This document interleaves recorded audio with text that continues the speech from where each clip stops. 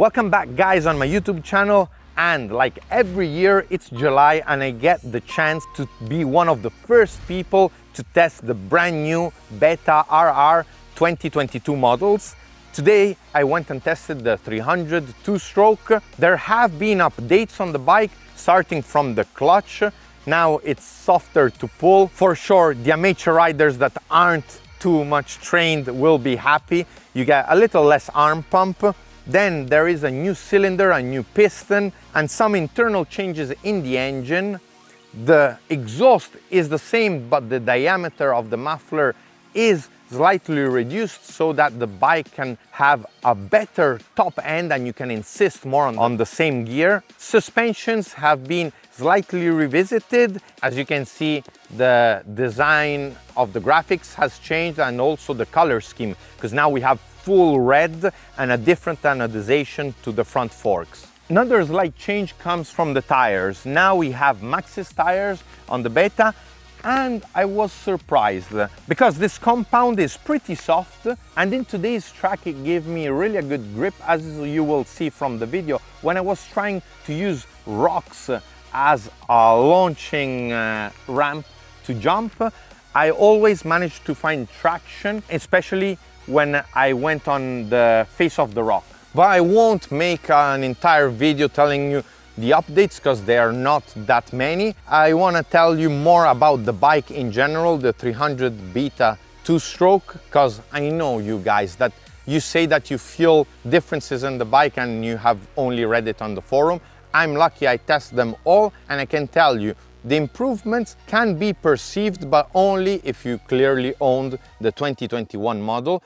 And where do you feel the biggest difference is on the top end. So when you try to insist on the same gear, it feels almost like the limiter is a bit pushed forward, and the bike feels even more agile in the tight turns and in the rocks. But all in all, it clearly is a very similar bike to last year's model. The suspensions, they have been upgraded. If you're gonna feel it or not, it depends on your sensibility when riding the bike. Talking about the bike in general, what did I like and what did I not like of this bike? First of all, I liked the fact that it was very reactive. In the moment I would go in a tight turn and maybe find an obstacle coming out of the turn, as soon as I went on the throttle, it would bring up the front end of the bike and I would easily pass this obstacle or jump or whatever. When I was trying to jump on the rocks, I would then land, in gravel and, not hard packed terrain. The bike was very stable, especially on the front end, where I didn't expect it, because you all know, years ago, probably the worst side of the Beta were the suspensions, the ZF forks.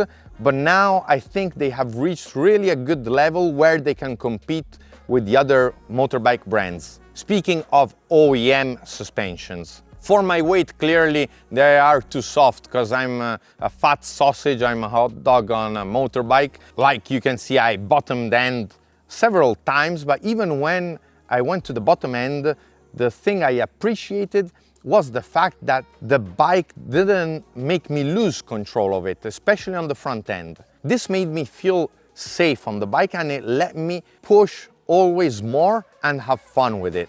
Two-strokes are usually known to be not that stable, but I think Beta has done a really good job, and I believe they are leading the market in this class. One thing that many people don't speak about when testing the bike, usually they tell you all the specifications, and I can tell you because this bike has a weight of 103.5 kilos, it has 9.5 liters of fuel tank, but yeah, you can read that on any website. The thing no one tells you about how easy it is to work on a bike and to service it. I believe Beta has done the bikes for the monkeys, because you can't go wrong. If you go wrong, you better sell any bike you have. They've put all over the graphics where is the handle grip, so when you crash to pull up the bike, where to pull to remove the airbox cover and access the air filter, which you won't need any tools to access, where to push to remove the seat. Furthermore, one thing that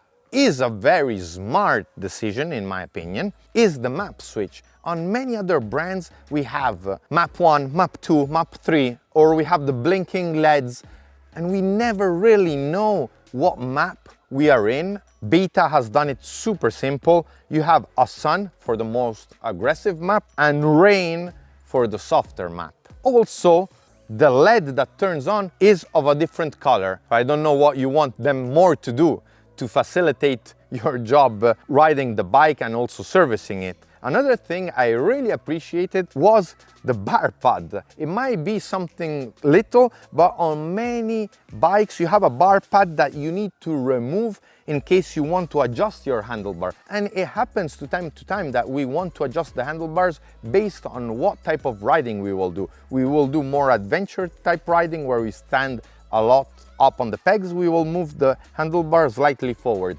We go in a small track or like here in the forest very tight, we will move it slightly backwards. And having this feature, it's a small feature but very, very useful. One of the things I'm in love with is the radiator cap. How many times we have bikes where, you know, we have to get off the bike and it's always quirky to take off and put on the radiator cap, and sometimes we end up losing it because it's not easy to tighten. Here on the Beta RR 300 two-stroke is very visible and in a very comfortable position with this cap that you can twist, take off and put back on in a matter of seconds without any trouble. I believe that Beta has not only one of the coolest plastic designs, but one of the best ones to move around on the bike.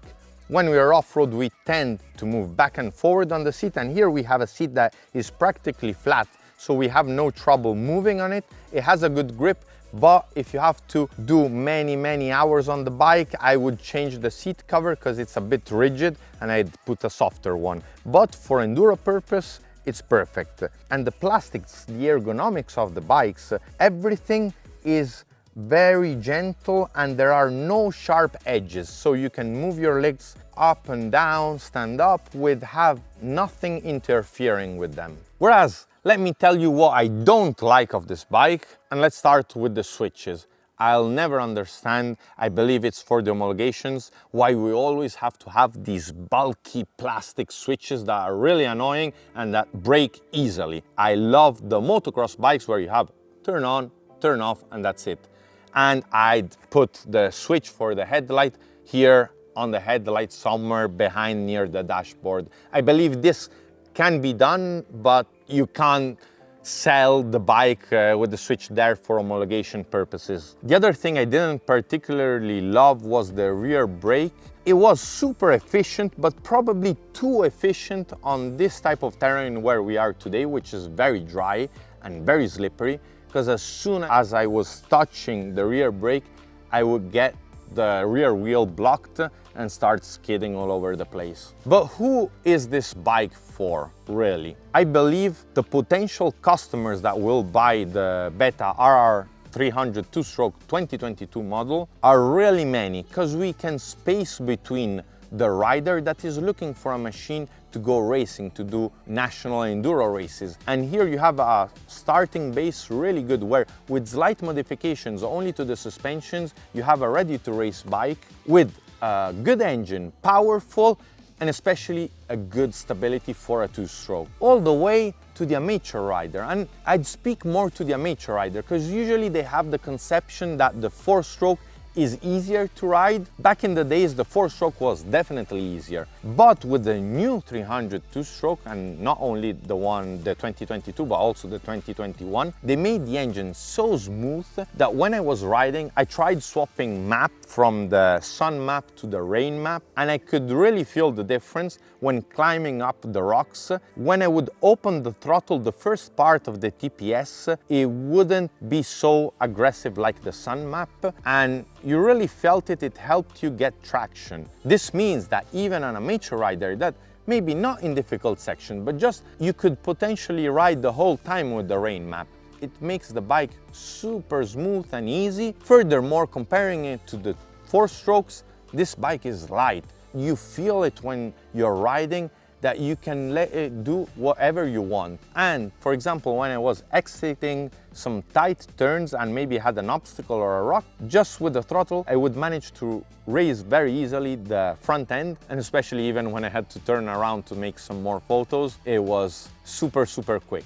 This is why I believe amateur riders should really consider the RR300 two-stroke, because it's not aggressive. It's almost like an electric bike when you put it on the rain map.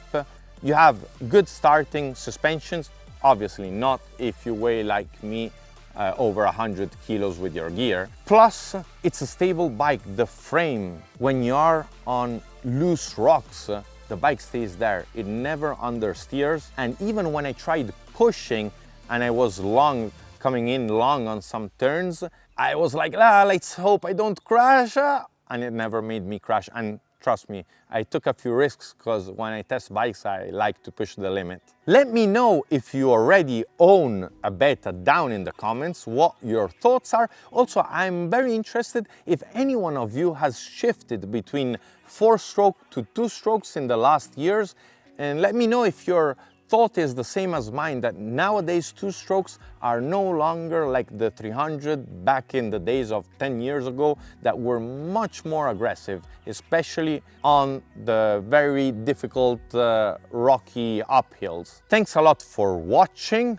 Be sure also to follow me on Instagram and to subscribe to the channel, because more bike tests are coming and more bike builds are coming. I guess I'll see you in the next one. Enjoy the summer. See you next week. Ciao!